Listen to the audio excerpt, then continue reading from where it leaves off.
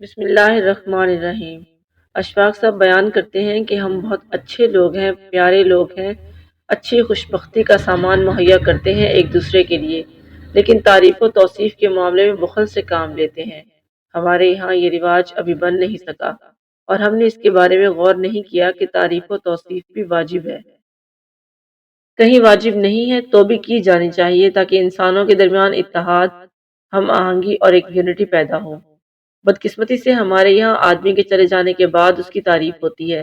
اگر آپ لاہور کے سب سے بڑے قبرستان میانی صاحب میں جا کر دیکھیں تو بہت سے کتبے آپ کو ایسے نظر آئیں گے جن کے اوپر مرحوم کا نام، تاریخ پیدائش، تاریخ وفات لکھی ہوگی، پھر اس کے ساتھ توصیفی کلمات بھی لکھے ہوں گے۔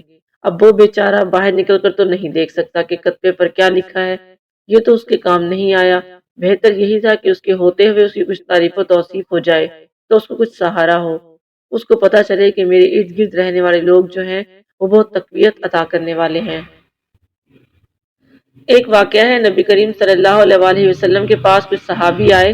کچھ صحابی وہاں پہلے موجود تھے۔ نئے آنے والوں نے عرض کی، یا رسول اللہ صلی اللہ علیہ وآلہ وسلم، یہ جو صحابی آپ کے ساتھ ہیں یہ مجھے بہت پیارے لگتے ہیں۔ میں ان سے زیادہ متعارف تو نہیں ہوں لیکن یہ بہت دل والے ہیں۔ حضور اکرم صلی اللہ علیہ وآلہ وسلم نے فرمایا کہ کیا آپ نے ان سے یہ بات کہی تھی؟ انہوں نے کہا کہ جی میں نے تو نہیں کہی تھی۔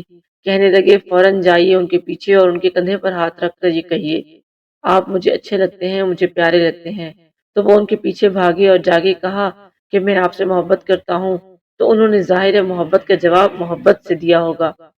ہمارے ہاں کچھ محبت کی کمی ہو رہی ہے، یہ نہیں کہ ہمارے دلوں میں نہیں ہے، میرے خیال میں ہمارے دلوں میں تو کافی محبت ہے۔ ہم بڑی محبت کرنے والے لوگ ہیں لیکن زبان سے اظہار نہیں کر پاتے، پتہ نہیں کیا وجہ ہے، اور تعریف اور توصیف کا اظہار بے اختیار، بے ساختہ ہونا چاہیے۔ اور بعض اوقات تو یہ تعریف و توصیف آپ کا سہارا بھی بنتی ہے، آپ کی مدد بھی کرتی ہے، آپ کو محفوظ بھی رکھتی ہے۔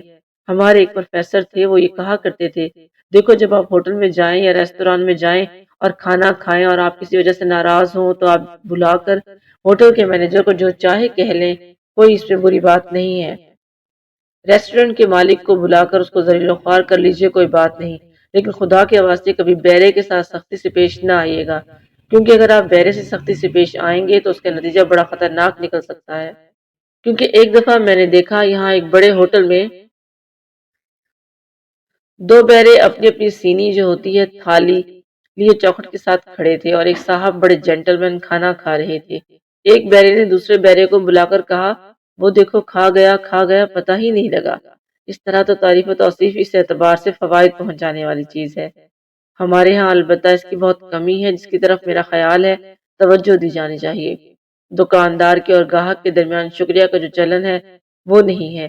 جب آپ پیٹرول لیتے ہیں تو اس لڑکے سے جس نے پیٹرول ڈالا ہے کبھی آپ نے شکریہ نہیں کہا، اس لیے کہ آپ بڑے آدمی ہیں تو ہمیں کیا ضرورت پڑی شکریہ ادا کرنے کی، کیونکہ ہمارے یہاں پر بڑے عرصے سے حکمرانی رہی ہے، بڑے بادشاہوں کی، پھر کمپنی بہادر کی، اور ہم نے یہ طریقہ کار اور چال چلن انہی سے سیکھا ہے۔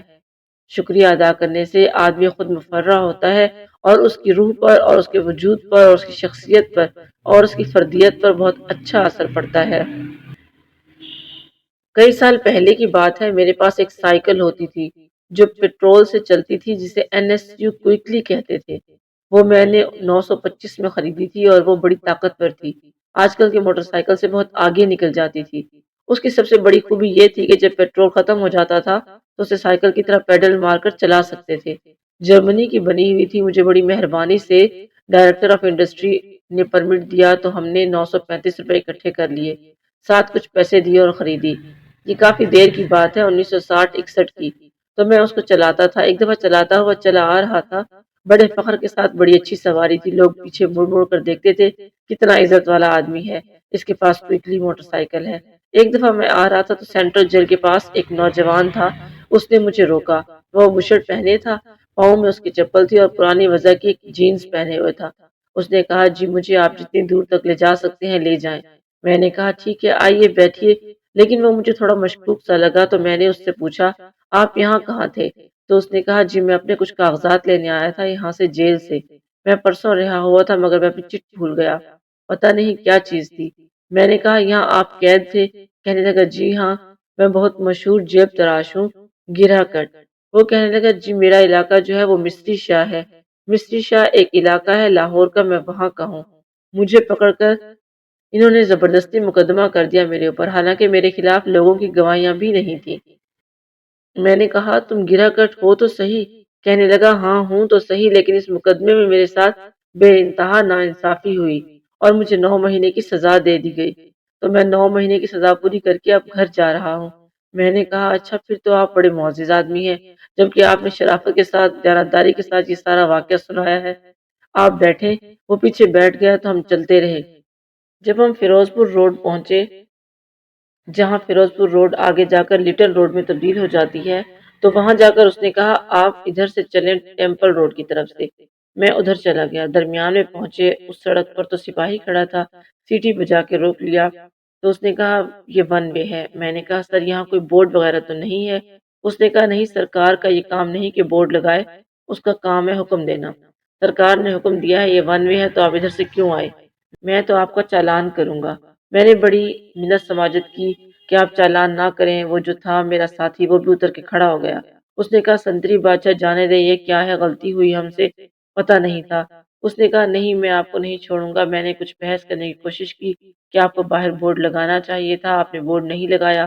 اس نے کہا بورڈ لگانا ہمارا کام نہیں، یہ کسی اور محکمے کا کام ہے، آپ کو پتہ ہونا چاہیے۔ اس نے کہا قانون سے نا آشنائی ہے، وہ ہمارا قصور نہیں ہے، آپ کا قصور ہے۔ آپ کو پتہ ہونا چاہیے کہ لاہور کی کون سی سڑکیں ون وے ہیں اور کون سی نہیں ہیں۔ تو میں نے کہا اب کیا کیا جا سکتا ہے؟ کافی بحث و مباحثے کے بعد اس نے کاپی نکالی، کاربن رکھا اور میرا نام پوچھ کے چالان کر کے پھاڑ کے کاغذ مجھے دے دیا اور کاربن پیپر اگلے کاغذ کے نیچے رکھ کے وہ کاپی جو تھی اپنی بشرٹ کی جیب میں ڈال لی۔ اب وہ جو میرا ساتھی تھا جس پیچھے بٹھا کے لا رہا تھا، وہ بیچارہ ظاہر ہے بڑا پریشان ہوا کہ میری وجہ سے یہ ہوا۔ تو اس نے ہاتھ باندھ کر کہا سنتری بادشاہ جی صاحب کا قصور نہیں ہے، یہ میرا قصور ہے، میں ان کو اس طرف لے آیا تھا، تو آپ ان کو خدا کے واسطے معاف کر دیں۔ اس نے کہا نہیں قانون قانون ہے۔ وہ میرا ساتھی اس کے گلے لگ کے جپھی ڈال کے پھر کھسک کے نیچے پاؤں میں بیٹھ گیا، پاؤں سے پھر اونچا اٹھا، پھر اس کو دیے خدا کے واسطے، اس نے پرے دھکیل دیا۔ تو اس نے کہا ٹھیک ہے تمہاری مرضی، کوئی بات نہیں۔ سپاہی نے بتا دیا کہ فلاں مجسٹریٹ کے عدالت میں بدھ کے روز حاضر ہونا ہے۔ تو جب پھر میں سوار ہو کر موٹر سائیکل چلانے لگا تو ہم دونوں ہی بڑے خوش مردہ تھے۔ وہ اس نے کہا مجھے بھاٹی کی طرف لے چلیں۔ میں نے کہا ٹھیک ہے جہاں چاہو لے چلو، بھاٹی کے باہر اتار دیں، پھر وہاں سے میں اپنا کوئی بندوبست کر کے چلا جاؤں گا۔ تو جب میں بھاٹی پہنچا تو اس نے کہا میں آپ کا بڑا شکر گزار ہوں، آپ نے بڑی محبت کے ساتھ، وقت کے ساتھ اور بڑی دید کے ساتھ مجھے یہاں تک پہنچایا۔ میں نے کہا کوئی بات نہیں، اور اس نے کہا میں آپ کی خدمت میں کیا شکرانہ پیش کروں، اور پھر اس نے جیب سے نکال کر سپاہی کی کاپی مجھے دے دی، جس کے اوپر چالان لکھتے ہیں نا، جس میں نیا کاربن بنا کے رکھا ہوا تھا، جس میں میرے بھی چالان کی نقل تھی۔ وہ آپ کی جب وہ جپھی ڈال رہا تھا اس کے نیچے اوپر ہو رہا تھا۔